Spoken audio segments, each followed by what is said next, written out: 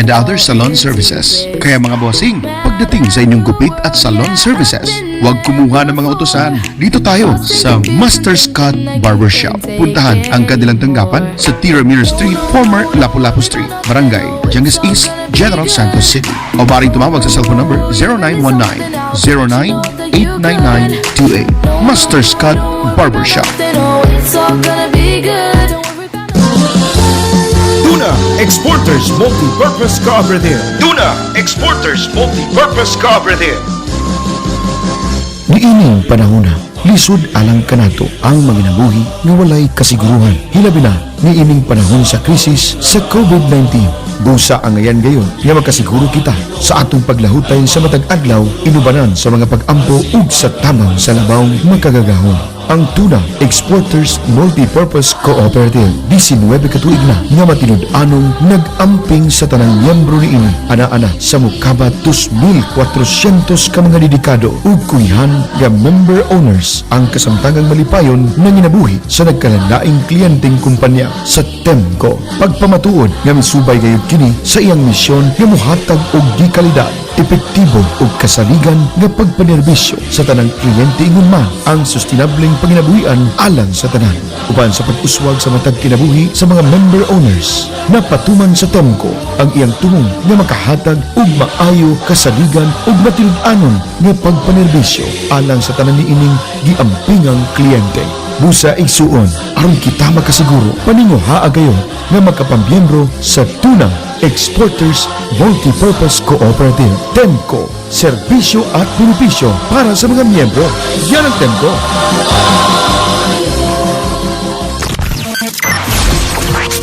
Gikan sa Tuna Capital of the Philippines, General Santos.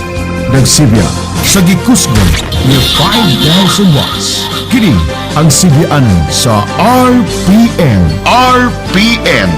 Radio Philippines Network. Radio Philippines Network. DXDX 693 kHz. Ang inyong Radyo Ronda sa syudad sa mga kampiyon.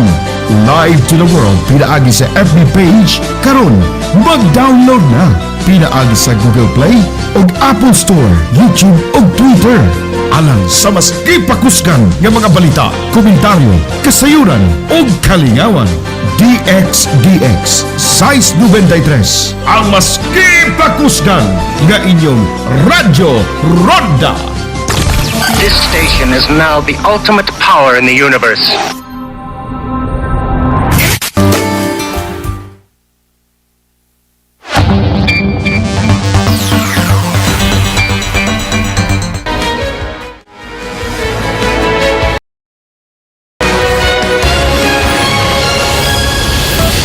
This is Newsnight, where we go above and beyond the headlines. I'm Pia Ontiveros. Tonight on the program, the State Disaster Agency says at least 9 people were killed in the aftermath of severe tropical storm Maring that battered northern Luzon.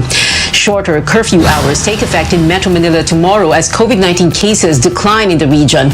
And Superman comes out in the latest DC comic series.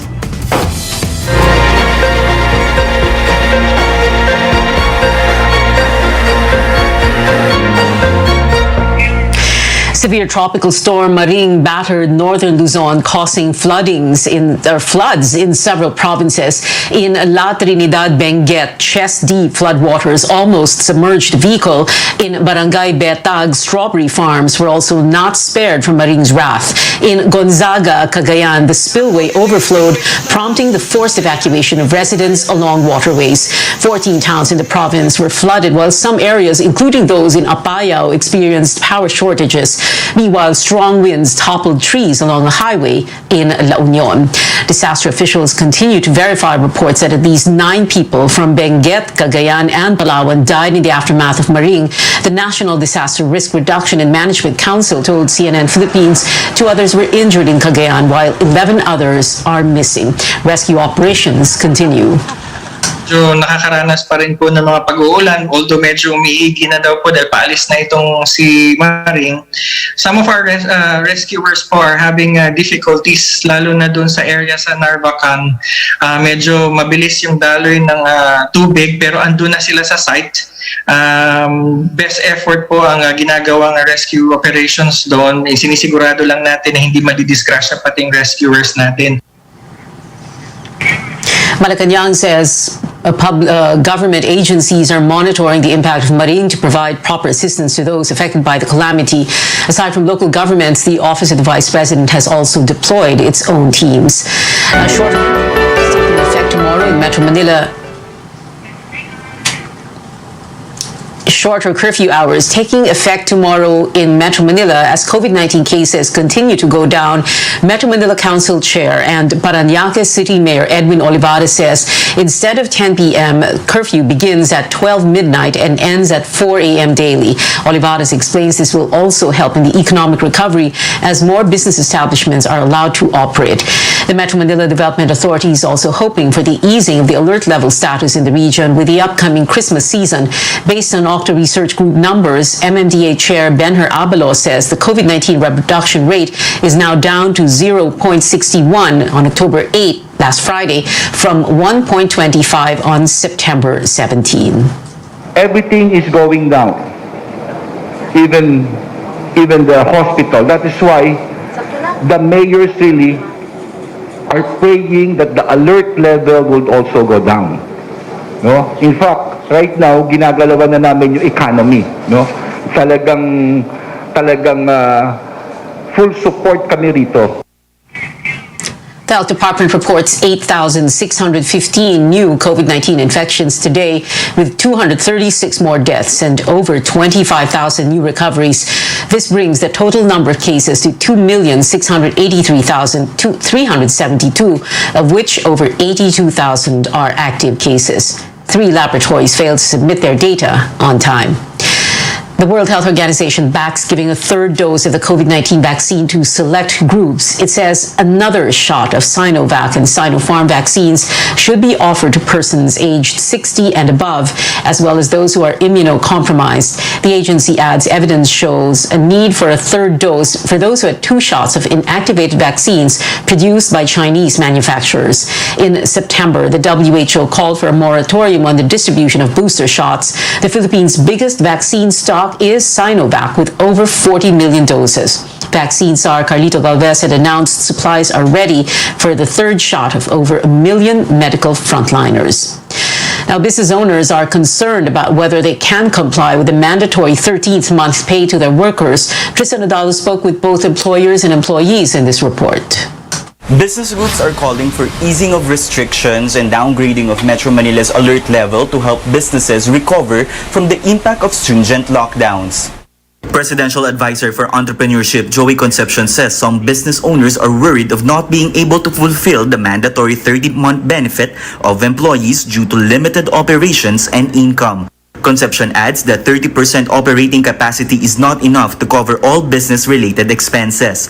Restaurant groups tell CNN Philippines they're hoping to be allowed to operate to up to 50% beyond October 15 and from 80 to 100% capacity before the Christmas season. As possible kasi we're already approaching, we're already in the 4th quarter and very soon a lot of the discussion now is about 13-month pay, for example, how we're going to be able to pay for that. Just let us open, give us more capacity and we'll try to manage as best we can, right? Some employees hope that a 13th-month pay won't be delayed, although they understand the impact of the pandemic and the series of lockdowns. Huwag naman, kailangan sana gamot, pagkain, mabayarin, papasko pa. Aantayin na lang ganun kasi wala din tayong magagawa gawa ng pandemic talaga Pero mas maganda kung maibigay nila para ngayong darating na Pasko, kung magbabakasyon, edi may panggastos. The Labor Department has yet to issue an advisory on the 13th-month benefit and the guidelines for those who can't afford to give it. Meantime, the Trade Department is also offering its CARES program for micro, small, and medium-sized enterprises to provide additional funding for businesses who cannot pay the 13th-month benefit of their employees. The said initiative has 6 billion funds for struggling businesses. Tristan Udalo, CNN Philippines. The trade industry says it will provide loans to distressed micro, small, and medium enterprises through its financing arm, the SB Corporation. President Duterte taking the blame for the vaccine shortage early this year. In his weekly talk to the nation, Mr. Duterte reasoned out rich countries' hoarded doses and that the Philippines has no vaccine manufacturing firm, making it difficult to secure the shots. Here's the president in his own words. At kung meron man na nagkasala dyan, aminin ko na lang. Kasi wala ma rin akong magawa. Gusto kong bumili. Wala naman akong mabilihan. At kung makipag-contest ako doon sa mga mayaman, pabilihan ng bakuna, talagang huli ako. So yan dapat inyong maintindihan. Ngayon, kung kasalanan man yan, walang iba dyan kung hindi ako na. Aaminin ko na yan. The government says vaccine supply is no longer a problem. The country has received over 85 million doses. Coming up on Newsnight, we give you updates on the continuing rains despite severe tropical storm Maring's departure. And in the 2022 polls, nothing is final for the list of candidates until November 15. But one lawmaker steps forward to propose banning substitutions. These and more when we return.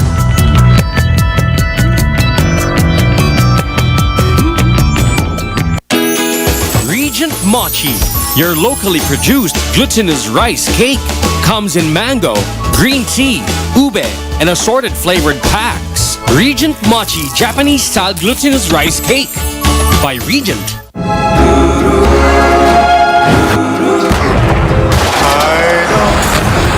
Set the world on fire.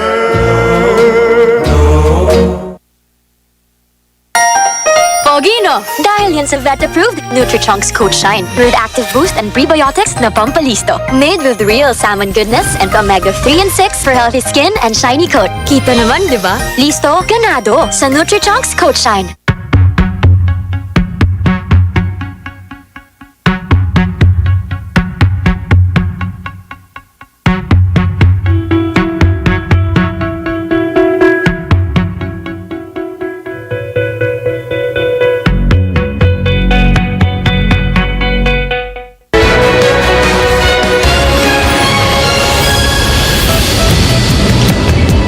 Welcome back to CNN Philippines. Severe tropical storm Maring is now out of the country, but winds and rains continue to batter parts of Luzon. Pag-asa retains signal number 2 in Batanes and Babuyan Islands, where strong winds and heavy rainfall remain a threat. It is signal number 1 in more areas, including mainland Cagayan, Ilocos, the western portion of Isabela, Benguet, parts of Bataan, and several areas in extreme northern Luzon. Residents in affected areas are advised to prepare for possible landslides and flash floods.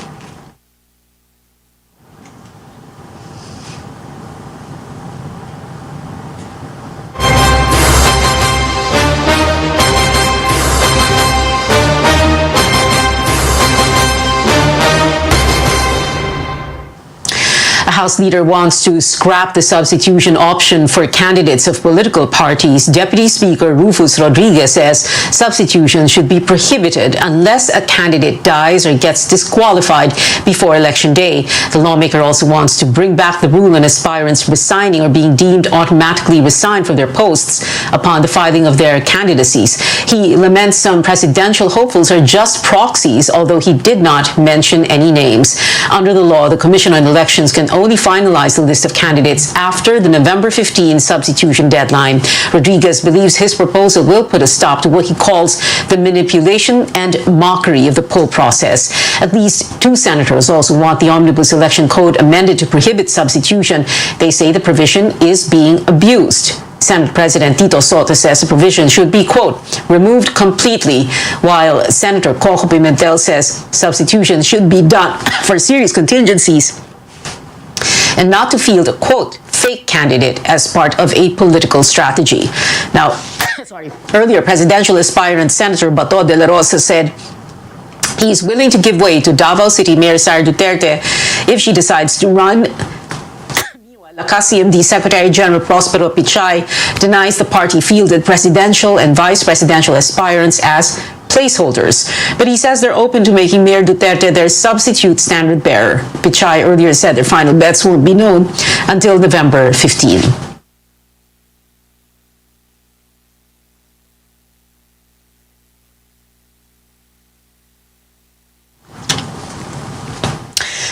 Now, what does substitution really mean, and is it high time that we remove it? We go above and beyond the headlines with former COMELEC Commissioner Louis Guia. Good evening, sir, and welcome to Newsnight. Well, let's begin with this, sir. So we have a law that allows substitution, well, a provision in that law, but what was that the intent of the law, to allow people to file their candidacies para lang merong pwedeng kung gusto nila, pwedeng may pumalit sa kanila para sila mga placeholder or proxy candidates? Yun po ba yung intent or hindi naman po talaga?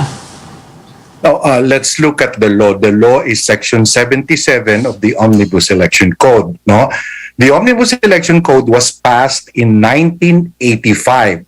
So probably the context of the law, or particularly that provision, was the what was happening in 1985.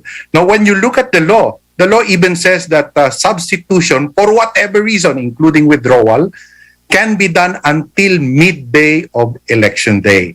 It's only COMELEC that sort of advanced yung deadline sa November 15, dati December, no, to make sure that the names of all candidates are finalized in time for the printing of the ballot. But you have to remember also when the law was passed, the deadline for filing of certificates of candidacy was the day before the start of the campaign period. So ang daming pagbabago, may konteksto yung ating Omnibus Election Code na ina-apply. At probably, politics is something that, it's a practical matter. So politicians will take advantage of the gaps in the law, siguro. So what can we do about it, Com Louie? What is it na pwedeng gawin? Because, right now, what's happening is that ang dami nagre-react eh. Ang dami nagsasabing, ano yan, placeholder, proxy candidate? Seryoso ba yan? Let's put it this way. Mapipilitan na lang tumakbo kung hindi siya palitan? Paano po yun? Let's put it this way, no? Our system requires that candidates must file certificates of candidacy within the period designated by law or by COMELEC. Okay? In this election, hanggang October 8 lang yon. Ngunit, meron ding provision ang ating electoral laws na sinasabi, pag member ka ng political party and the candidates that first submitted their certificates of candidacy as nominees of political parties, pag namatay, na-disqualify, o nag-withdraw, ay pwede silang palitan ng nominated ng the same political party. So that's an exception to the rule that all candidates must be those who have submitted their certificate of candidacy within the period provided by law. So that's an exception, so to speak, available under our legal framework. So probably yun ang ginagamit. But this is what I want to emphasize. A certificate of candidacy is an announcement by the one who filing it that he is presenting himself for consideration by the voters for the position that he is filing his certificate of candidacy for. Ibig sabihin yan, yung bona fide intention or good faith intention to file that certificate is a requirement, which means that you have to pursue your candidacy up to election. That should have been your intention when you filed at the time that you filed it.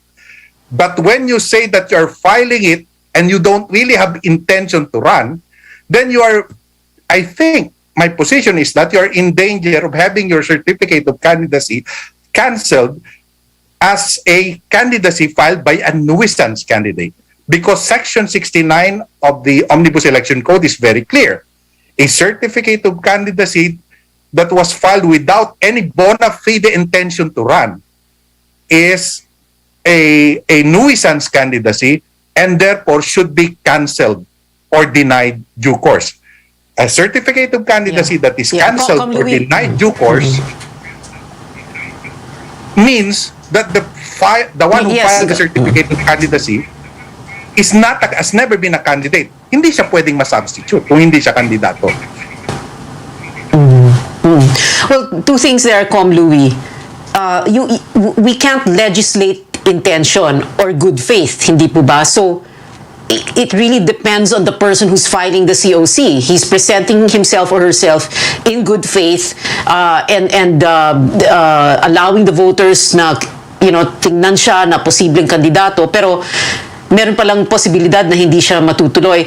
When you say, so can you comment on that? And also, when you say na they run the risk of getting disqualified by the COMELEC, let's take the case of Senator Bato de la Rosa, because he said that if Sara Duterte, well, of course, first she has to take an oath, no, na miyembro siya ng PDP Laban, maging miyembro siya ng political party ng partido political na yon. And then kung ang sinasabi ni Bato kung gusto ni Sara na tumakbong presidente for PDP Laban, he will give way. So paano po yun? How is the COMELEC going to handle this case?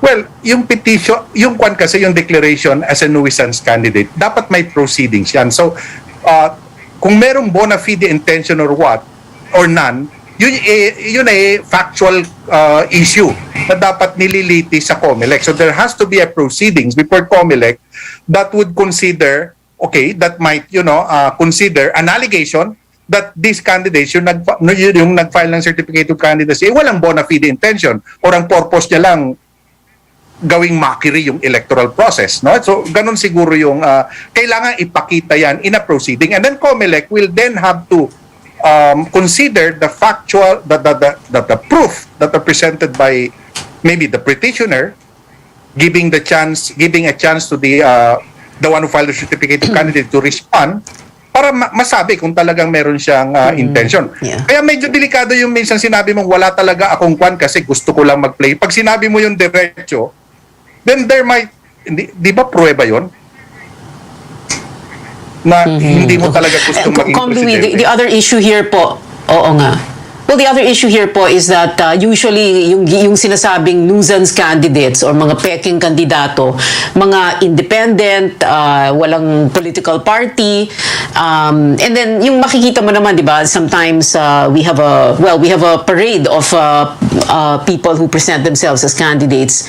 But in this case, Bato de la Rosa filed his certificate of candidacy for president as a member of PDP Laban, which is a legit, for lack of a better word, legit political party.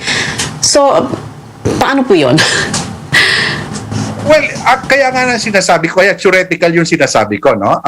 Pag wala kang pinakitang totoong intention na gawing tuloy-tuloy yung iyong patakbo mo hanggang sa araw ng eleksyon, ay hindi ka bona fide candidate, no? Kahit ikaw ay magaling, kahit matino ang pag-iisip mo, ang importante doon, yung intention mo na i-pursue yung iyong candidacy up to the end. That is what kasi yun yung ritual, yun yung importante, yun yung solemnity ng filing of certificate of candidacy. It's not just an empty ritual. Sinasabi mo sa taong bayan that I am running.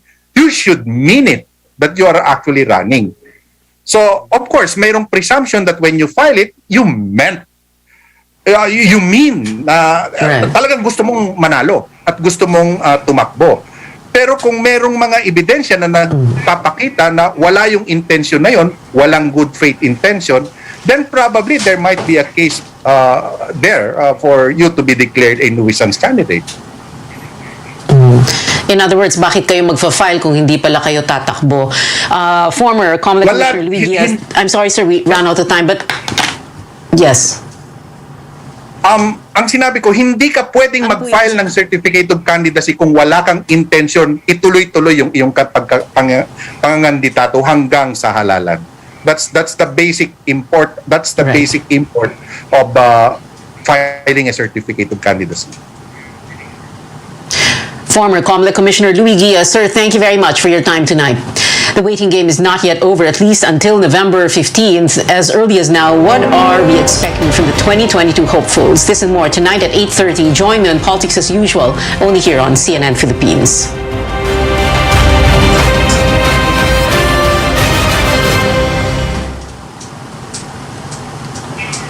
The Ombudsman junks the graft complaint against former Tourism Secretary Wanda Teo, her brother Ben Tulfo, and 4 others over the controversial 60 million peso ad deal with state-run People's Television.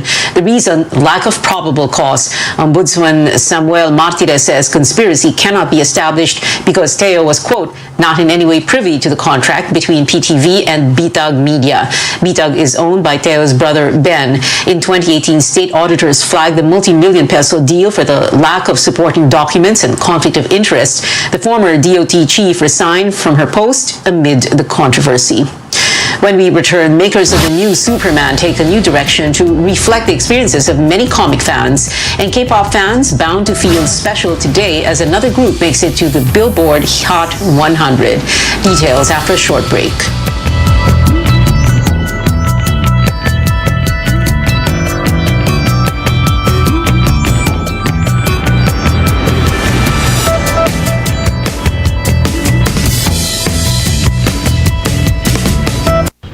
Nagsimula sa isang pangarap. Ako na po, ma'am. Ika'y tutulungang ibahin ang buhay na nakasanayan. Naka 24 months ka na sa pag-ibig. May panghulog na ako sa motor. Uy, bagong motor! Gagawa ng hakbang para mapaghandaan ng forever. Ingat ka, ha? At harapin ang bukas nang may maaasahan. Simulan mo na ang forever mo ngayon. Fund your forever with Pag-ibig Fund. Register today! No matter your age or athletic ability, we must all work towards having a healthier body, stronger bones, and a sharper mind. Get ready to achieve that and more with this resistance training workout. And now that most of us are training away from the gym, you have to think outside the box. Your backpack with weights inside. Faster, faster, faster. 3, don't stop. Reminding you to stay home and stay fit.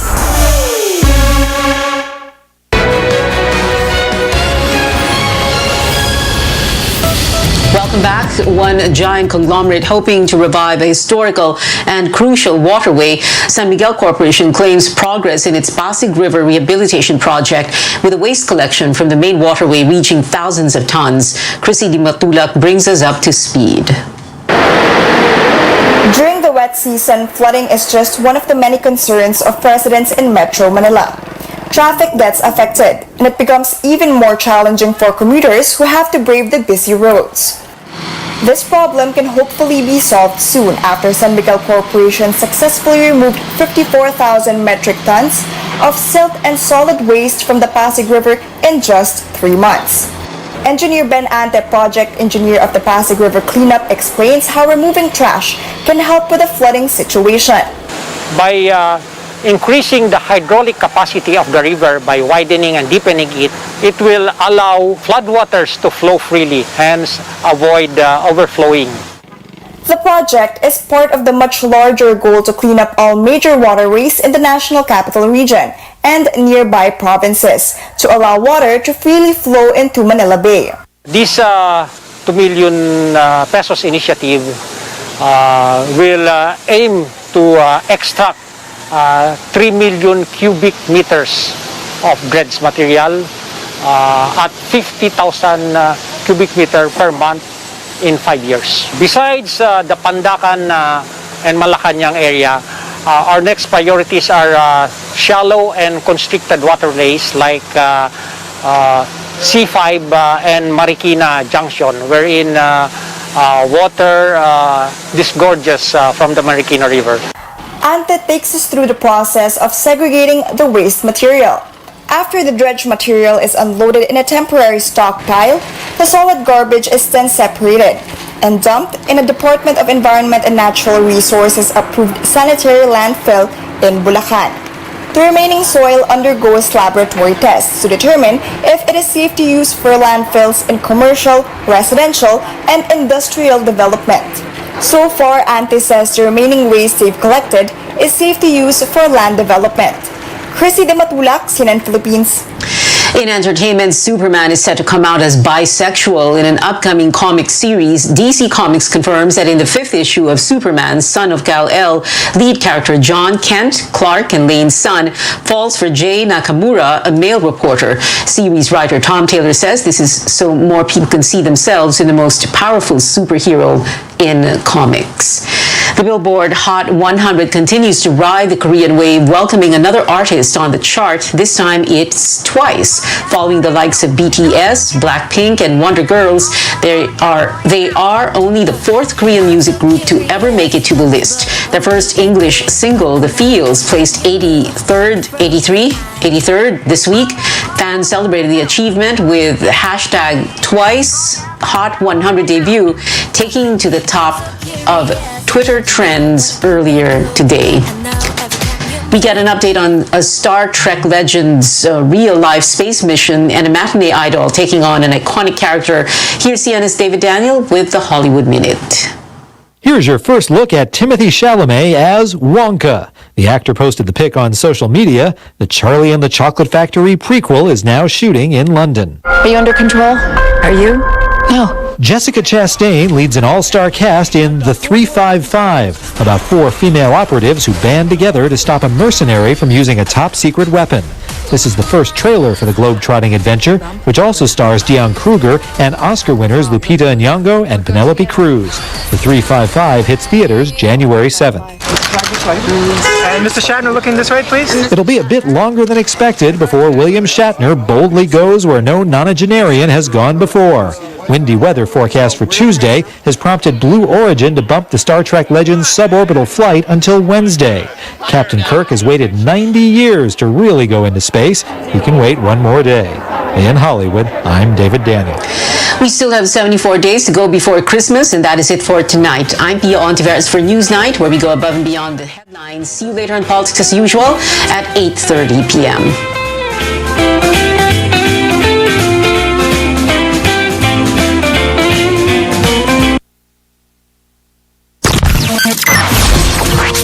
Gikan sa tuna capital of the Philippines, General Santos. Nagsibya sa gikusgon ni 5,000 watts. Ang sibyaanan sa RPN Radio Philippines Network. Radio Philippines Network. DXDX 693 kHz.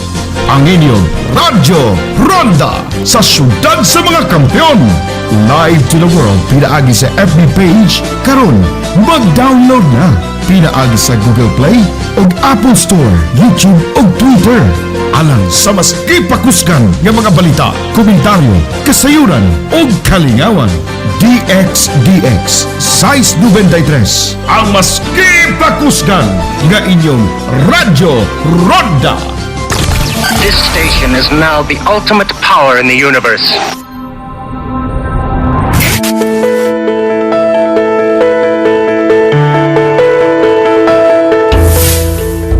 3 out of 100 Filipino women will get breast cancer before they reach the age of 75. Also, 1 out of 100 women will die before they get to that age. The Philippines has the #1 incidence of breast cancer among Asian countries and the 9th highest in the world. These grim numbers are also a reminder to us that the sooner one finds out that she has breast cancer, the higher the survival rate. October is Breast Cancer Awareness Month, and here on the show, we'll talk to 2 women, 2 survivors. They are symbols of hope and courage. And today on Med Talk Health Talk, we'll listen to their stories.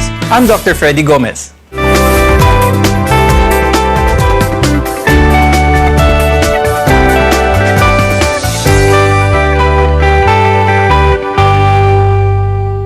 Catching cancer early helps save lives. It's a message that we'd like to emphasize today on the program. And with that, I'd like to introduce our guest for today. We have Ms. Nicoy de Guzman. She is the president of I Can Serve Foundation Incorporated, a non-stock, non-profit organization that advocates early breast cancer detection through breast self-examination. Our next guest is Ms. Giselle Arroyo. She's a volunteer and member of the Communications Committee of I Can Serve Foundation. Breast Cancer Awareness Month, we definitely want to share your stories, your journey to as much as people as possible. With that, I'd like to start with Ms. Nicoy. First, you've had breast cancer not once, but twice. And each time it was stage 1. As we keep saying earlier, detection is key here. So, Ms. Nicoy, please tell us, what was it like when you first heard about your condition back in 2002? My son was 10 months old then, and then I was carrying him like this way, playing with him. He accidentally kicked the breast, and it was so painful that I almost dropped him. I had to put him down. And then when I held that part that he kicked, there I felt the lump that prompted me to see my doctor. Now, breast cancer runs in your family, Nicoy, and 12 years after recovering from your first bout of breast cancer, you found out that you had it again. So, how often did you get tested knowing that you had somewhat of a strong family history? I was actually having tests yearly talaga. Yearly yung test ko. Prior to having the first one, I was doing already breast exams because my mom's doctor, we had the same doctor, prompted me to do it.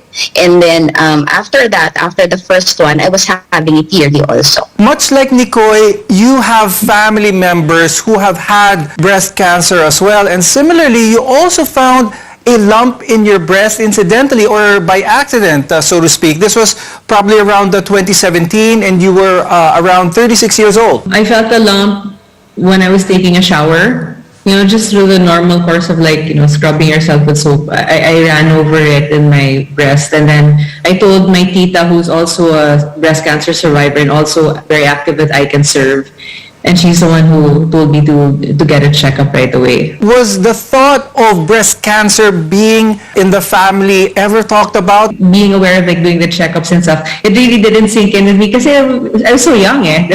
My titas were in their, I think, 50s or 60s when they were diagnosed. So I guess when I was in my 30s, it wasn't in my consciousness that if I was going to get it so young. Actually, at first I thought the growth was just benign. So when the doctors started talking to me about treatment options, I was really shocked. But apparently there was something on the ultrasound that indicated that it could be malignant.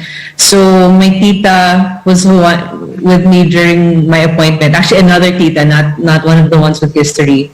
So when we went home to the house, I couldn't talk. I couldn't even say anything. So she had to break the news to the family that I had to undergo further tests to find out if it was really cancer. And how about you, Nicoy? What was your initial reaction to the discovery of a lump in your breast? It wasn't really that shocking because it's in the family. It's just that my age during the first diagnosis, I was just 28. So my maternal grandmother got it at 50, my mom was 40, and then I was 28, almost 30. So there's that parang pabata kami ng pabata. What was the conversation with your doctor like initially? Were there any apprehensions? Were there so many questions that you wanted to ask but were afraid to? I'll start with Nicoy this time. The first that I had was a lumpectomy to remove that, the mass. And then after that's the biopsy. And then that was when they called me and my parents to tell me that, the lump that they got was malignant. So, a lot of things were going in my mind. And if initially, I know it sounds morbid, but you would actually ask your doctor, am I gonna die? And then he was like, no. There are a lot of treatment options available. So, and then after that, you just have to psych yourself up and go for that treatment. You can do this, you can fight it. Giselle, when you discovered that there was a lump and you had your conversation with your doctor, it actually took you no time to decide to undergo a frozen section biopsy. What made you decide to go through the step in this manner? What made me decide to go with the frozen section, which would lead to an MRM if the result was that it was malignant, were the numbers. So he gave me the odds, what's the percentage of the chance of a recurrence of a lumpectomy versus doing a mastectomy, and and given my profile and my body and all of these factors, I just decided that mastectomy was the best option for me. Nicoy, your son at that time you were diagnosed for the first time was only 10 months old. What was going through your head at this time? Did you think about a future with your son as some of the motivations on why you made the decision to go through certain steps? I think that was the only thing in my mind, how I would be going through this when my son is still young, plus I'm a single mom, so everything's really on me. So I really don't have a choice but, muster all my strength to go through an MRM like Giselle, and then go through all the treatments that will follow, because I have to survive and be there for him. Now, coming up, treating breast cancer, what should one expect? We're your partner in health, and you're watching MedTalk Health Talk on CNN Philippines.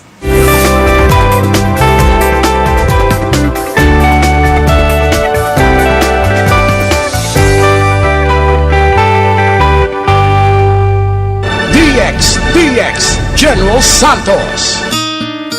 Anyari sa'yo? Ba't nakasimangot ka? Alam ko na. Masakit ang katawan mo, ano? Sa sobrang trabaho? O di kaya masakit ang ulo sa sobrang stress? Break ka muna. Hinga ng malalim at imasahe ang ulo mo gamit ang Herbalaya Liniment Oil. Ako rin ganun eh. Kaya pag mataas ang tensyon sa trabaho, mag-Herbalaya break ka muna. Herbalaya Liniment Oil. Amoy na kaaya-aya. Sa bawat pahid ay ginhawa. Hanap mo ba ay ekspertong serbisyo ng barbershop at salon? Dito na tayo sa Master's Cut Barbershop. Serbisyo ay garantisado sa presyong sulit. They offer hair color, hair spa, shaving, massage, and other salon services. Kaya mga bossing, pagdating sa inyong gupit at salon services, huwag kumuha ng mga utusan. Dito tayo sa Master's Cut Barbershop. Puntahan ang kanilang tanggapan sa Tiramir Street, former Lapu-Lapu Street, Barangay Jangis East, General Santos City. O maaaring tumawag sa cellphone number 0919-09-89928. Master's Cut Barbershop.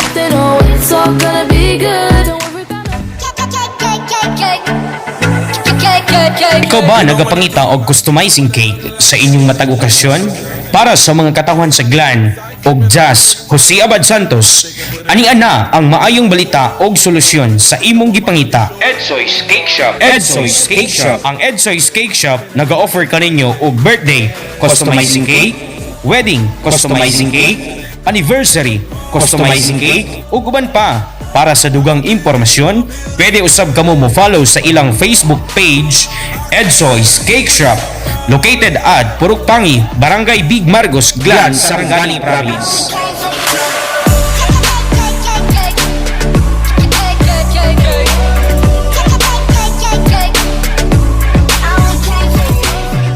Suportahi ang imong immune system para mabatukan ini ang mga viruses sama sa corona ug uban pa. Pag Herbalaya Food Supplement every day. Aduna kini mga natural herbs ug antioxidants nga mopakusog sa imong immune system. Batukan ang mga viruses. Mag Herbalaya Food Supplement matag adlaw. Inyong mapalit sa inyong mga suking butika bisan asa. Herbalaya Food Supplement. Atong saligan aron virus malikayan.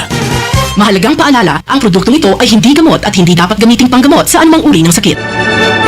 RPN DXDX General Santos.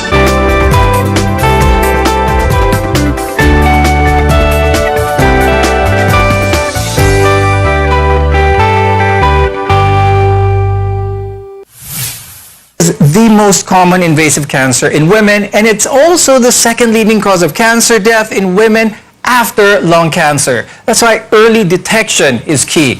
I'm Dr. Freddy Gomez, and you're watching MedTalk Health Talk, where your health always comes first. Now, this next question is for Ms. Nicoy. How soon after your diagnosis did you have the procedure done? And did you have to prepare for it mentally? So I remember going to the doctor's office, something like October 14, so that they can tell us the biopsy results. And then by October 16, I had my radical mastectomy already. So there wasn't really much time to prepare. Everything just, mabilis lang talaga. Tas getting blood other donors for the operation itself.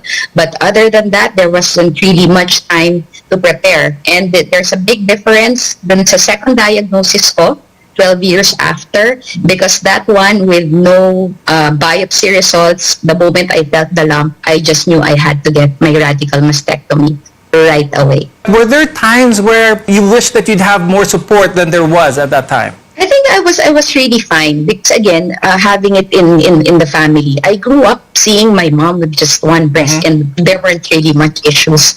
So I think for me lang, reading up and everything, it was the best option. So it was a go right away with a modified radical mastectomy both times. Could you describe the treatment after the operation and how did this affect you naman? During my first diagnosis, there wasn't subtyping yet, so I didn't know. It was just purely staging. So I was told I was stage 1 nga, and then I would have to undergo 6 sessions of chemotherapy, and then no radiation treatment needed because it was a modified radical mastectomy. The second one, that was when the subtypes came in, and I found out that I'm a triple negative breast cancer. So still no just chemotherapy, but no radiation or maintenance medications after. Now, I'd like to ask Giselle naman, for your experience, what was it like after the surgery? My doctor gave me the option to do a test, undergo a genome test. So a portion of my specimen was sent off to a lab, I can't remember, I think in Amsterdam, to have it tested to find out if I needed chemo or not. And the result of the test was that I needed chemo. So I underwent 4 sessions of chemotherapy, and it turns out I was HER2 positive, which means I needed 18 cycles of trastuzumab after. How was your will to fight at this time? Was it still, pretty good, and were you still pretty motivated to fight? Yeah, absolutely. Because having breast cancer when you're young, the way it's like you're fighting for the rest of your life. I want to be around, for a few more decades. So I was never not motivated to do the treatment. Plus, I had, my friends and my family. There was a never-ending stream of flowers and fruits and food that was sent to the house, and prayers and presents, and also a lot of support a lot of messages from friends who I hadn't heard from in a long time. So I never wanted in anything in terms of support. Okay. How about you, Nicole? How was your support system during this whole journey? The family was really my number one supporter. I'm the only girl after 3 boys, so just imagine how my family was. There's even a standing joke that in the hospital you'd think I owned it because everyone was there. It's like my whole clan was there during the treatments, and then I was already with I Can Serve it for a very long time when the second cancer happened. So the support also of the sisterhood was there. Take us through that second diagnosis when you had breast cancer for the second time. You'd think that after the first one, after going through 6 chemotherapy sessions, you're done and like really, really well. But yeah, it's here again. So yeah, it's still shocking. But again, I was 40. It's still relatively young. So just like Giselle, I was like, I still have to fight it because I still want to live. How did this come about? Was this by accident as well, or was it more of a conscious discovery? Yes, it was a conscious discovery already. I was the one who really, really, felt that lump in one of my own breast self-exams. The I Can Serve Foundation is all about promoting early breast cancer detection through breast self-examination. Now, Nicole, remind our audience what they need to do and how often should this be done? Do this at least once a month, probably on the same day more or less of the month always, and be aware of your body, of the changes happening in your body, especially your breasts. It's your body, it's it's the only thing you have. So be aware and do check yourself before anyone else checks for you. Do check yourself, and again, consistency is key also, so that even just the small changes, even small lumps, can be detected. Okay. And Ms. Giselle, for those women who have never done a self-breast exam, do you think it's hard? Do you think it's difficult to do? I don't think it's really hard. Like I Can Serve has a lot of information. We have videos and we have also art cards that have illustrated art cards on how to do it. So if we can just visit I Can Serve's website, and we have a YouTube channel where they can watch instructions on how to do it. And you just do it every month. It becomes a habit, and then it becomes easier. Still to come, the main risk factors for breast cancer. And what are among those that you can actually change? We're here to inspire better health. You're watching CNN Philippines. We'll be back after a short break.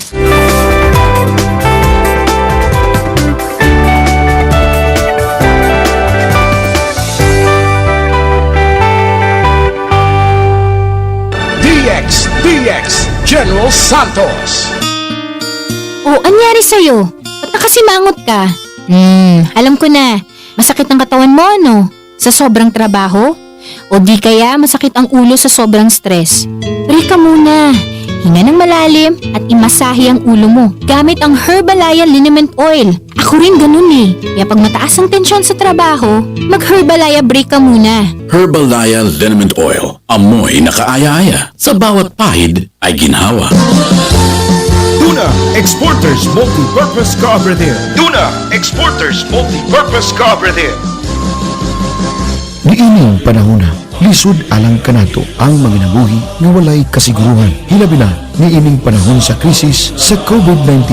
Busa ang ngayon gayon nga magkasiguro kita sa atong paglahutay sa matag adlaw, inubanan sa mga pag-ampo ug sa tamang sa labaw makagagahon. Ang Tuna Exporters Multi-Purpose Cooperative 19 katuig na nga matinud-anong nag-amping sa tanang miyembro niini ana-ana sa mukabat 2,400 ka mga dedikado ug kuihan nga member owners ang kasamtangang malipayon na ginabuhi sa nagkalalaing kliyenteng kumpanya sa Temco. Pagpamatuod nga misubay gayud kini sa iyang misyon nga mohatag og gikalidad, epektibo ug kasaligan nga pagpanerbisyo sa tanang kliyente ingon man ang sustinableng panginabuhian alang sa tanan.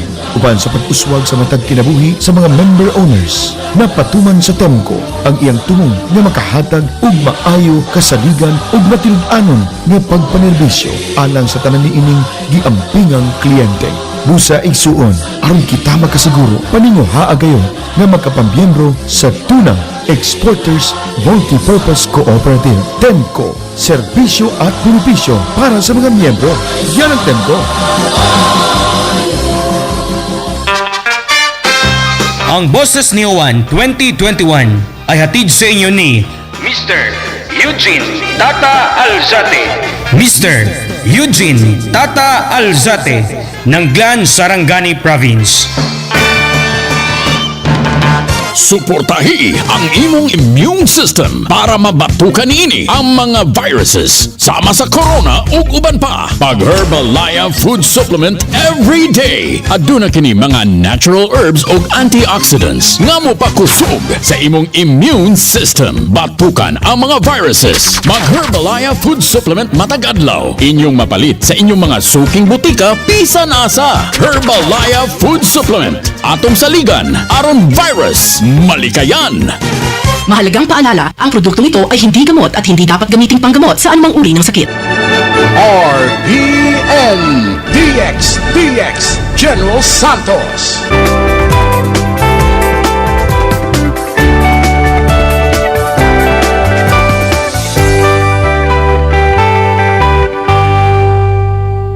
October is Breast Cancer Awareness Month, and today on the show we have two very extraordinary women whose lives were changed forever by this disease.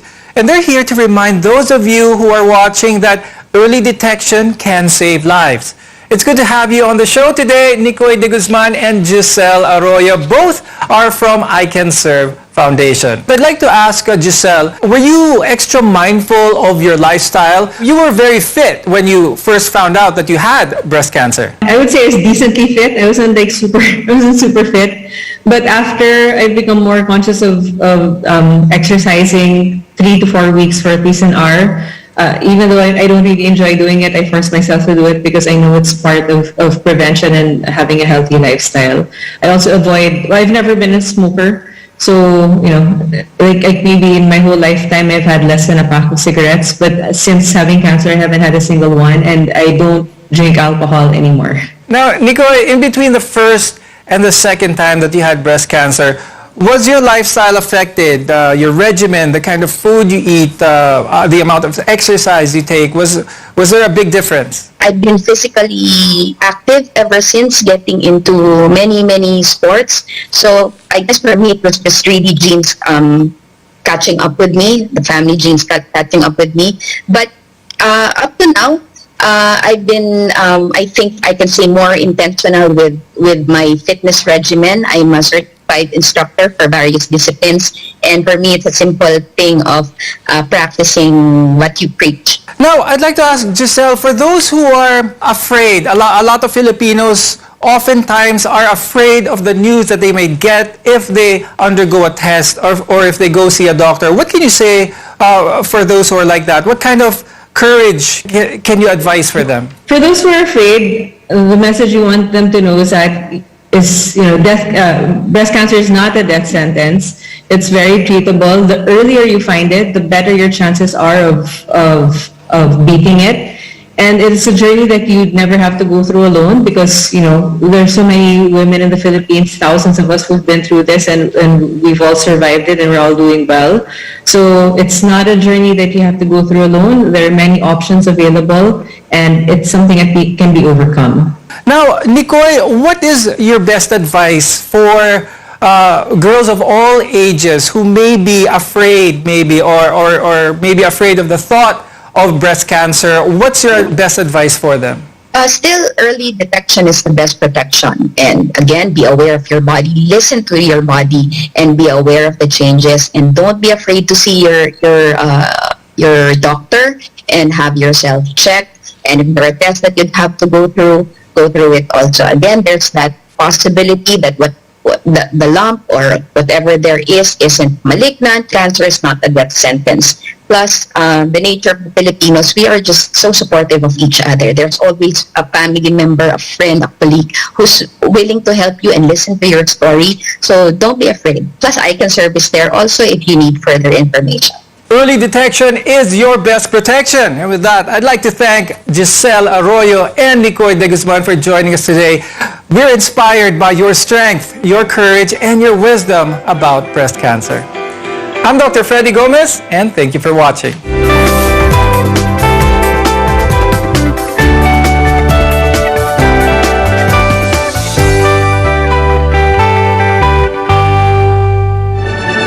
RPN DXDX General Santos. Ikaw ba nagapangita og customizing cake sa inyong matag okasyon?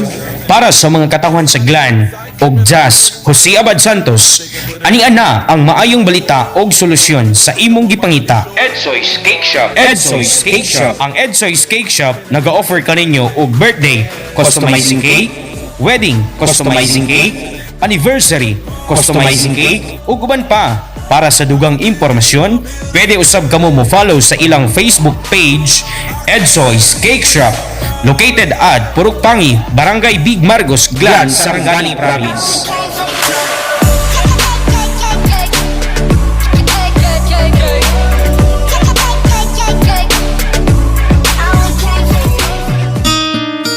Huy, naunsa man ka? Nagmugot lagi ka. Kabalon ako. Ikapoy ka no. Sakit imong lawas tungod sa sobrang trabaho o sakit imong ulo tungod sa stress? Pahuway una, ginhawag lawom ug hiluta ang imong ulo gamit ang Herbalaya Liniment Oil. Kay mausab ni akong ginahimo, mao nga kung taas ang tensyon sa trabaho, mag Herbalaya break sa Herbalaya Liniment Oil. Amoy nakaaya-aya. Sa bawat pahid ay ginhawa. Gusto mo bang kumita habang nasa bahay ka lang? Gamit lang ang cellphone, laptop at wifi mo. Mag C4x4 system ka na. C4x4 system ka na. Magandang system.